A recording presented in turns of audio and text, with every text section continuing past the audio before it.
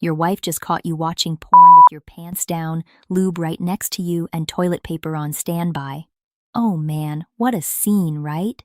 And now you're kind of staring at her like a deer in headlights. I know, embarrassing a little bit, right? But you know what? This is actually a good sign because it is about time that you find out what kind of man you are. Don't lie. Don't panic. Don't you crack some weird jokes. Don't you blame it on the algorithm, or do you handle it like a professional? Let's talk about this for a second. If you handle this wrong, you didn't just get caught. You destroy trust, you create disgust, and you make her feel replaced, and you turn your home into a courtroom. It's no fun for either of you. Here's what you do instead. Just trust me on this, please. Okay? Just hear me out. Step 1. Shut your mouth. Breathe. Cover yourself. Stand up. And just get your head straight for a second. This is what to not say. It's not what it looks like. It just popped up. It's research. Oh, it's normal. Those are all things that you size do not want to say. Okay, that is coward talk. You say something like this. First, own it. Yeah, you caught me. Or, you know what? I'm not going to lie to you. Or the best one, and the one I'm going to tell you about. Let's talk about it. Then you stop. Let her react. Don't interrupt. Don't defend. And don't argue. Step 2.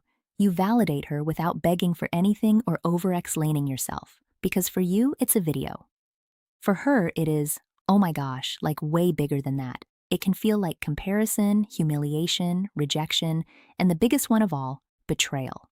So instead, you say, I get why that hurts. I totally get why that feels disrespectful.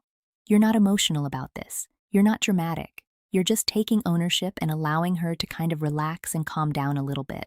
A little bit. Step 3. You don't defend. You defend the marriage. You say things like this. I'm not doing secrets. I am not living a double life. If we're going to have a sex life, it's going to be real with you, nobody else. That is your leadership. Now, listen, a lot of men can ruin this moment because they try to win the argument because you get defensive and you're embarrassed. I get it. You'll say things like, you're overreacting, honey. Oh, all guys do it. Oh, it's not cheating. Give me a break. You could all probably relate to these things, but congrats. Now she thinks that you are weak and dishonest because the real issue, let's be real, it's not the screen, it's the secrecy. It's the betrayal energy that is the real issue. Here's the truth. This is not a conversation. This is a trust conversation and a little bit of vulnerability as well. Trust has one requirement, the truth. So say things like this. Do you want to talk right now about it, or do you need a few minutes? Give her the option. That one sentence does 2 things. It gives her the control, and it shows that you're not scared of the conversation. And here are the 3 men you can choose to become in this entire situation. The first one, the clown. The clown gets caught, and he laughs. He acts cute, he turns it into a joke, starts minimizing it, and then he tries to flirt his way out of it. Laughter. Then he says, relax, it's not that big of a deal. You're being dramatic. And guess what? She doesn't feel any better. She feels disgusted and annoyed because you just told her that her pain is entertainment. That is not confidence. That is avoidance. Learn the difference. The second type of man you can become is the liar. We all know him, right? The liar gets caught and he denies it. He minimizes it. Again says something like, you're being dramatic, or that's not that big of a deal. And he gets angry because he's embarrassed. And then he says something like this, it's not what you think. It just popped up. I don't even do this. It just popped up. It was just my algorithm. I just had to see it. You know what? You know what I'm talking about. Now she's just not mad about. Now she's questioning your entire character because if you'll lie to her face about this, what else are you lying about? Now she's watching you. She's checking on you. She doubts you. And guess what? You created that, not her. The third type of man that you can become, the man who leads. The man who leads gets caught, but he owns it. There's no excuses tied behind it. No need to perform an act, and there's no need for manipulation. He just takes the ego hit. He doesn't try to charm his way out. He doesn't flip it on her, and he doesn't turn it into some joke because it's not some joke. Just be honest. You got caught and now you're embarrassed. But how you decide to do with that information is totally up to you. He stays calm.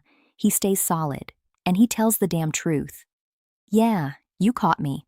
I'm not gonna lie. I mean, it's right here. Proof is in the pudding, right?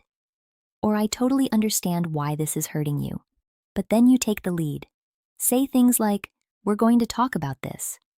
Or, we're talking about our fantasies and I'm rebuilding my trust with you with my actions. That man doesn't need to argue. His integrity does the talking. So, pick your character. It's one of the three. The moment you get caught, your wife doesn't just see what you are watching, she sees who you are under pressure. Now, after you say those lines, here's what comes next. Pay attention, because this is where most men still mess it up or miss the mark. They think that the own it is part of the whole solution, but it's not. There's more that comes after that. Owning it is the first step.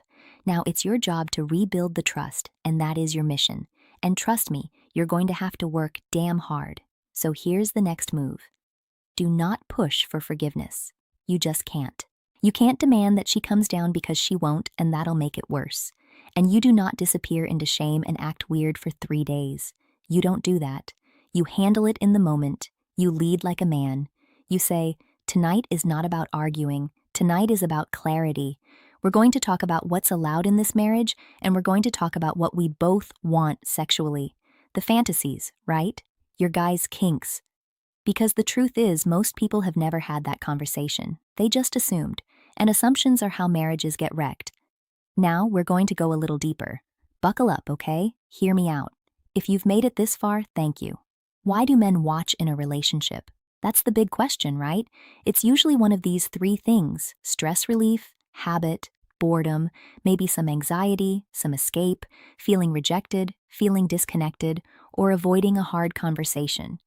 Maybe it's all of those things, but maybe it's just a couple. So, you ask yourself, what was I trying to get right now? Or, what was I trying to avoid right now? You have to go deep within yourself, because if you can't answer that, you're not in control, buddy. You're coping. So, now let's talk about the stressed man. Maybe that's you. Work is hard, life is heavy, and you feel that pressure, so becomes a quick shut-off switch. I understand it. This doesn't make you evil, but it makes you unmanaged. So the fix isn't promise anything harder to her. The fix is train. Go to the gym. Get into boxing or MMA. Make use of that testosterone running through your body and that stress relief. Go move. Sleep. Fix your nervous system. Stop using your sex drive as an escape hatch. That's the easy way out. You need to have a little bit of self-control here. But let's talk about the rejected man, because that's probably most of you. You initiate, and she shuts you down again and again and again, and eventually you stop trying altogether because it feels humiliating, especially coming from your own wife. So becomes that place you can get relief without risking rejection. And I totally get you. If that's you, don't attack her. Tell the truth. Say to her, I've been feeling rejected. I miss being wanted and desired. I miss us. I miss loving you, and I handled it wrong. Again, tell your feelings, but still own your part. That is real. That is honest. And that can save a marriage, because that's the truth. Right now, let's talk about boundaries.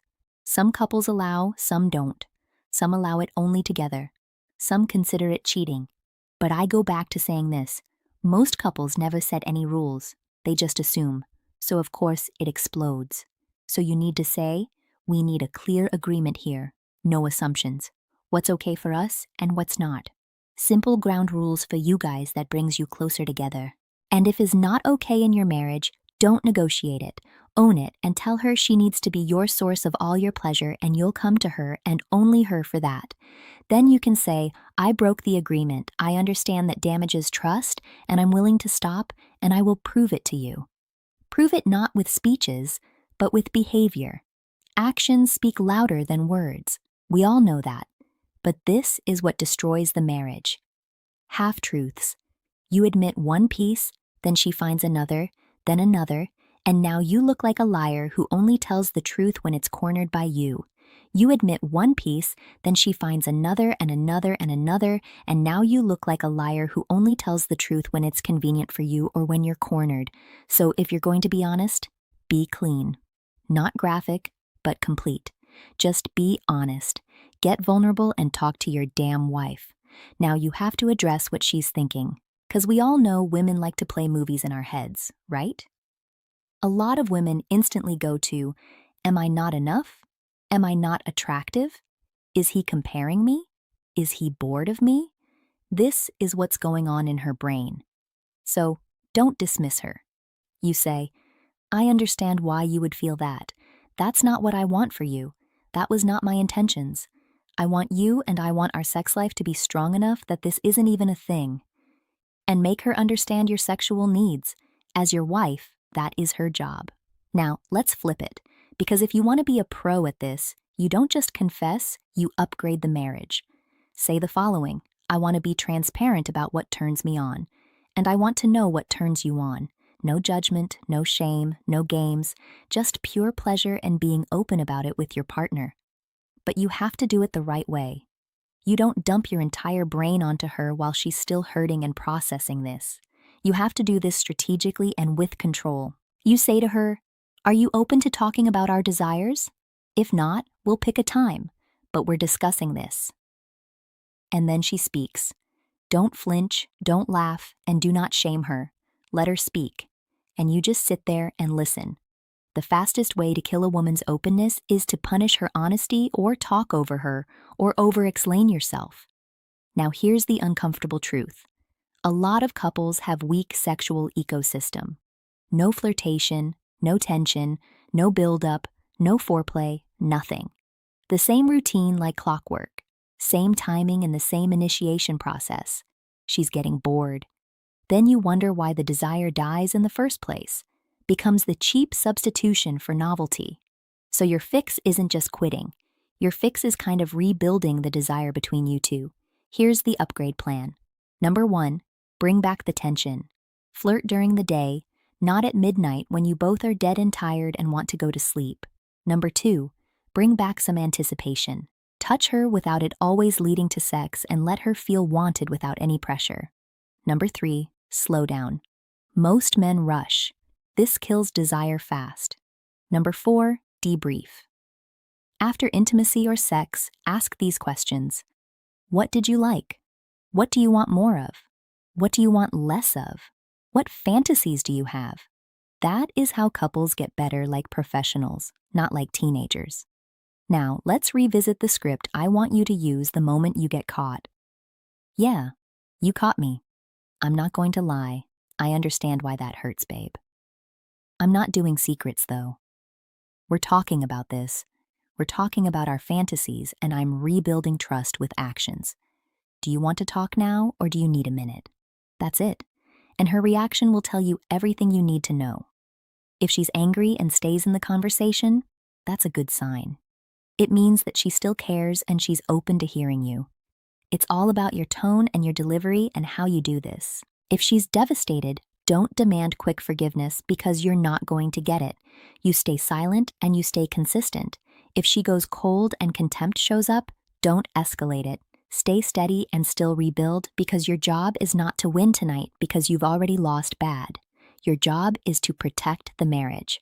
And here's a closer to this video. The man you are is not revealed when life is easy. Understand that it is revealed when life gets hard and when you still choose truth and when you still back it up with action. I hope that gave a little bit of clarity and understanding to this whole epidemic. Get vulnerable with your partner. Talk about your fantasies with each other.